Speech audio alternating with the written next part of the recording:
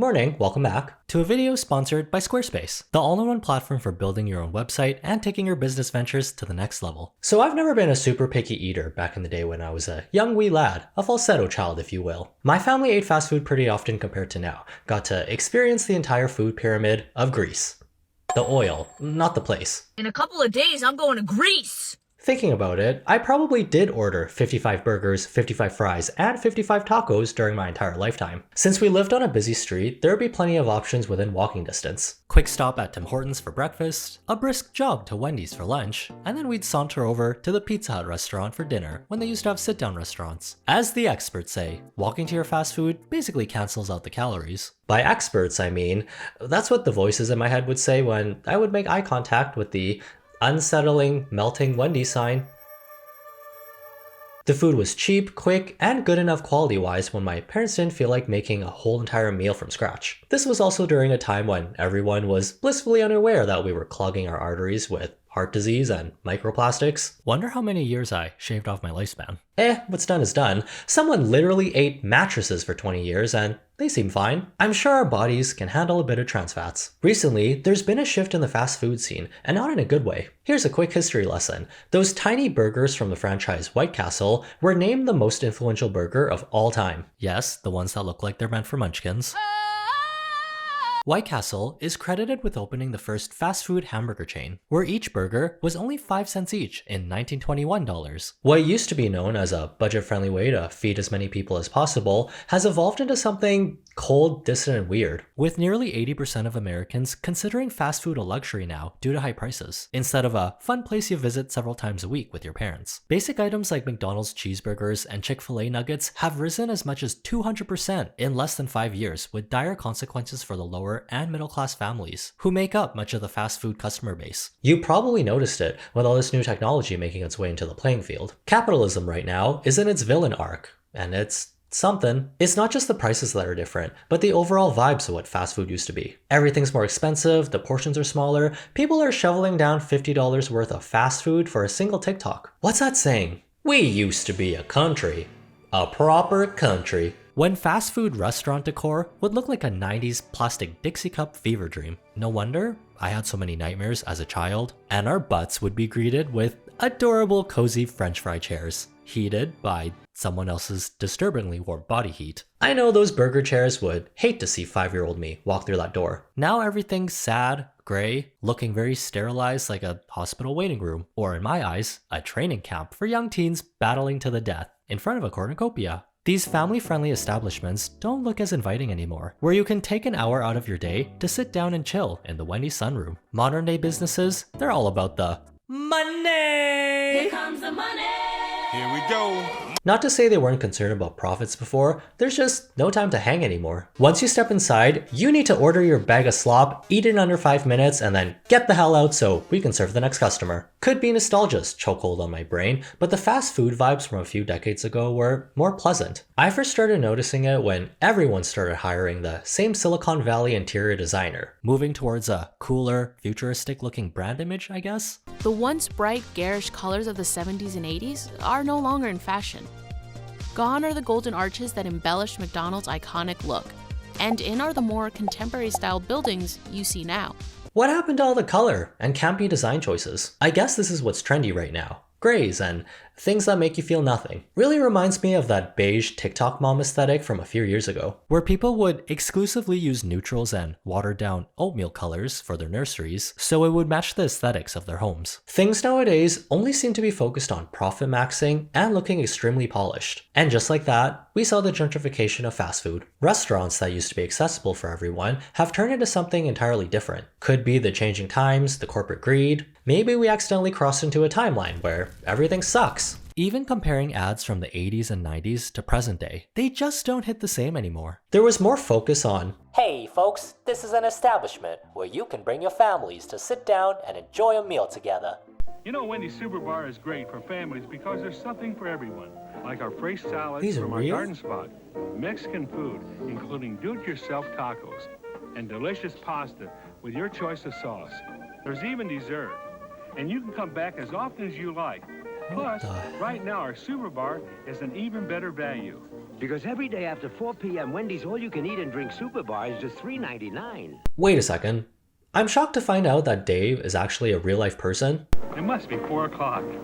But what's even more shocking is that Wendy's had a $4 super bar with salad and pasta. This is a proper restaurant, bruv. People really did live like kings back in the day for 35 cents a meal. Probably went and bought a house too with the change they got back from their lunch order. All we get after spending 20 bucks on a fast food combo is the lingering thought, maybe it would be cheaper if I did start eating mattresses. Now, you never see a fast food ad with such a wholesome angle. These commercials were a reflection of the times and how hopeful people were back in the day. Also, funny thing I noticed when watching, companies were weirdly obsessed with jingles and forcing their employees to sing. Okay, so there was no way to play this video without getting it copyrighted, so I will explain what's happening. Family enters Burger King. They go up to the counter to order. Dad asks a series of questions, like he's never been outside before. Burger King employee stares with jarring blue eyes, then proceeds to belt his order into the microphone like she's auditioning for The Voice, while maintaining full eye contact. Personally, I love a good commercial jingle. I used to lull myself to sleep with the Band-Aid brand song all the time. But this is giving me flashbacks to "Can I get a number one with lemonade and some Chick-fil-A sauce?" Yeah, kinda cringe, bro. And the most unrealistic thing about this commercial, people would never be this excited to eat at a Burger King. They're sprinting like they're about to experience a burger for the very first time. Actually, you know what? This is their first time eating. And would I have to wait long if you made one Whopper with no pickle and no lettuce? If you ask for more than one thing from a fast food employee now, they would not have the same happy demeanor as this lady. You'd get a blank stare and a "let me ask my manager." Kidding. Fast food workers, we appreciate your service. You are the real heroes and some of the bravest people that I know. And one dream cone actually make it too. Good job! Thank you. you. That's awesome. Yeah. Brands have realized when it comes to making commercials, we can't be dilly-dallying anymore. If you're gonna advertise to the masses, your ad needs to be quick, addictive, and as overstimulating as possible so they can grab what's left of your dwindling attention span. Also, adding a touch of brain rot doesn't hurt. Maximum aura points. Pop in the preppy vibes. Just look at how much information is packed into these short clips. A&W new chubby chicks and crunchers just like extra crunch with healthy eggs, sausage, melty cheese, cinnamon crispy, brown chick, nothing too wild, just like me. Hello? I guess we have become more efficient at telling stories in 30 seconds since we're able to process information so quickly now. And it's not like advertising from 30 years ago didn't have their own version of brain rot. Where's the beef? But is a fast food ad that's edited like an epic movie trailer really gonna make me want to eat fries covered in bacon and cheese? From the people who brought you the Baconator, it's Wendy's Baconator fries, just $1.99. Damn, okay. That looks really good, and I will be eating that at some point. You might not notice it on a surface level, but advertising does sneakily work, even if you see something in passing and choose to ignore it. Businesses know they only need to plant the marketing seeds into your subconsciousness. Whopper, Whopper, Whopper, Whopper, Junior, Double, Triple, Whopper. 4 days later, you'll start humming the Whopper song in the shower, which in turn makes you want to eat Burger King for the very first time in years. I mean, with the way fast food has invested billions of dollars into advertising campaigns, tapping into the human psyche, companies are locked in at what they need to do to hook you in as a customer. Tech bros came in and said, the future is limitless with the power of anime and internet on our side. Just like how Squarespace lets you create your own website for really anything you can imagine. Thanks to their 2 decades worth of industry-leading design expertise, they've made things as easy as possible. If you even have a basic idea of what you're looking for, can drag and drop things on a screen, then you're golden, no coding required. Squarespace provides you with all the templates you need to get started, which I appreciate, having the foundations already built, ready to go at any time. And if we're being honest, the funnest part of web design is getting to pick the images, color schemes, and text you want people to see. That was my favorite part of building a website for my dog, just in case he wants to pursue his lifelong dream of working in Hollywood. How do I know? He told me, obviously. It was really that simple. With all the different design aesthetics to choose from, all I had to do was put in what I wanted. They also have tools integrated for e-commerce. In a few clicks, you can start receiving payments from customers right away, with many popular methods to pay. Klarna, Apple Pay, Afterpay, just to name a few. Having a nice looking website in this day and age is really important for branding. When you use Squarespace, you end up with a professional looking site that goes with any type of brand image. Check out squarespace.com for a free trial, and when you're ready to launch, go to squarespace.com collabs.com/Edvasian to save 10% off your first purchase of a website or domain. In 2012, fast food restaurants spent roughly $4.6 billion on advertising campaigns, which represented an 8% increase from 2009. In the same time period, McDonald's spent nearly 3 times as much on advertising as all water, milk, and produce advertisers spent combined. And suddenly, we've replaced all the liquids in our body with grease and chicken nuggets? The 2010s were also a time when social media was thriving, with Facebook, Twitter, and Snapchat blowing up. Remember those guys? They're basically considered senior citizens at this point. Everyone was on their phones, ready to consume whatever the internet had to offer during this wild west of a time. One of those things was the start of influencer marketing making its way over to the general public. YouTubers with millions of followers, while not as popular as traditional celebrities, were able to connect better with their fans before we even knew what parasocial meant. We've entered the golden age of content creation, where posting anything really could go viral overnight, and the fans were more loyal than ever. There was a big spike in fast food brands investing into content creators and influencers to capitalize on their audience. And one of the more notable internet personalities to start working with a fast food chain is Shane Dawson, when he starred in a Taco Bell commercial. Uh-oh, this looks like 6 ice cubes. You know I like 7. Thank you. My bell works the same way. It learns your favorite orders to make ordering easier. This just unlocked like 10 years of repressed memories. And in internet years, this is basically 10 lifetimes ago. Crazy to see how something like this was so groundbreaking at the time. Fast forward to now, we've entered the age where every celebrity, influencer, TikToker, fast food mukbang person has some sort of meal collab with a fast food chain. Once companies saw how well this business model worked, we started getting things like Megan Thee Stallion hot sauce with Popeyes, Sabrina Carpenter and Charli D'Amelio drinks with Dunkin' Donuts, McDonald's collecting all the famous people like Pokemon and giving them a meal, and Justin Bieber working with Canadian coffee chain Tim Hortons. Not gonna lie, as a Canadian, this worked on me. Whoever was in the marketing room when they decided to call Timbits Tim Biebs, they were locked in and ready for a raise. This is one of the reasons why we're seeing fast food get so expensive. Companies are spending a good chunk of their annual budget on these famous people collabs. Some deals were even estimated to range from $20 to $50 million for an endorsement, which doesn't seem like a very smart investment on the brand side.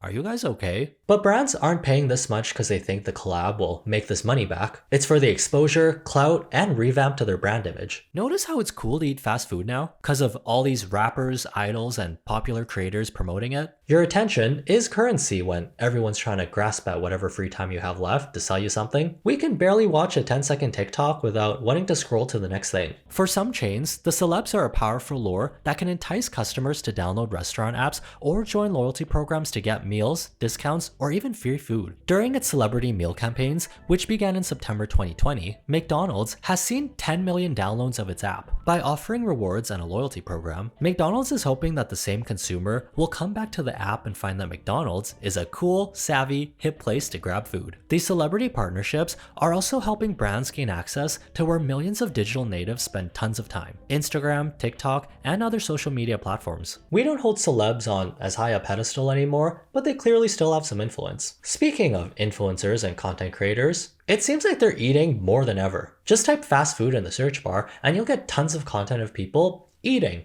It's a whole genre. Gonna be really tough trying to explain this to aliens in the future.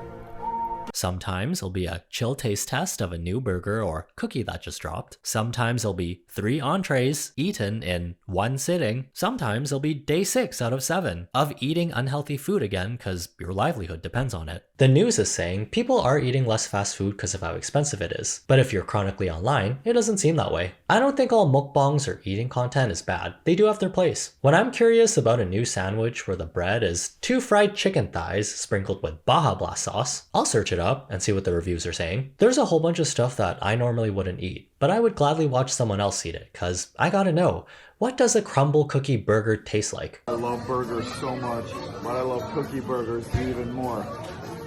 Watching someone inhale an entire Chipotle burrito into their lungs does give me weird cravings for it. Must be the caveman part of my brain trying to communicate with me. When mukbangs first started, it was thought of as a way for live streamers to connect with their audience by eating a meal with them. Now that the market's saturated with so much competition, you need to stand out if you want views and growth. The crazier you eat, the more you eat, the more views you'll get. It's just so interesting to see what the human body can withstand. There's a lot of fast food reviewers that have blown up over the years because of their bizarre eating personas. Here's a list of things I've seen. Someone eating a giant Chipotle burrito smothered in sauce in 5 bites. Someone eating an entire block of cheese in 2 bites. A skinny Korean lady ate 10 bowls of noodles. Not in a day, but for lunch. She was anatomically half noodles afterwards. Getting stuck in a niche from something that made you go viral is a pretty common occurrence for most creators. It's the cycle of content creation. Make video on specific thing, get fame, money from it, rinse and repeat. Then your mindset becomes fixated on growing forever, so the next video's gotta be bigger, better, with more food and more eating. Feels like this is how we ended up with the mukbang genre, shifting into eating as much as possible, as nasty as possible. I mean, I'd still enjoy watching someone's mukbang if they peckishly ate a Chipotle burrito bowl with chopsticks. Let's start holding space for that. There's also been so much talk about the problem of overconsumption since we have so much available to us at any time. Fast food isn't associated with being cheap and only for lower middle class feeding their families anymore. It's a trendy internet spectacle where all the hip, cool kids hang. Brands don't even have to lift a finger. All of this is free advertising for them. The supply and demand, it's real. The audience sees content creators they like eating fast food. They get influenced to eat fast food. Then companies raise their prices because they know people will still buy it. You'd think the rise in price and imagery brand would make the food quality better. They're marketing themselves as a premium product now, when in reality, it stayed relatively the same, if not worse in some cases. Sure, companies are telling us they're making less than before because of inflation or whatever, but millions of dollars is still millions of dollars. Charging restaurant meal prices for a Five Guys order just doesn't make sense. One tweet going viral calling the cost of a meal out of control, along with this receipt apparently showing a $22 price tag for a bacon cheeseburger, regular soda, and little fry. My personal sentiment to all these fast food companies: don't forget your roots, bitch. Also said that to a plant I repotted. Well, another case of things getting worse because of factors and reasons out of our control. With the way tech bros are infiltrating the fast food space, I'm predicting in about 20 years, all our meals are gonna come in pill form, with 100% of the nutrients and flavor you need without any of the chewing, saving you a bunch of free time to do other stuff like doom scroll on Xiaohongshu, cause TikTok is about to be obliterated. At least we still have food that mostly resembles food for the time being. Who knows what these businesses will cook up next? If you enjoyed what this establishment cooked up today, support your local guy on the internet by liking this video. Cause how am I supposed to know if you like me if you don't tell me? Have a good day, try not to be dumb, and see you in the next one.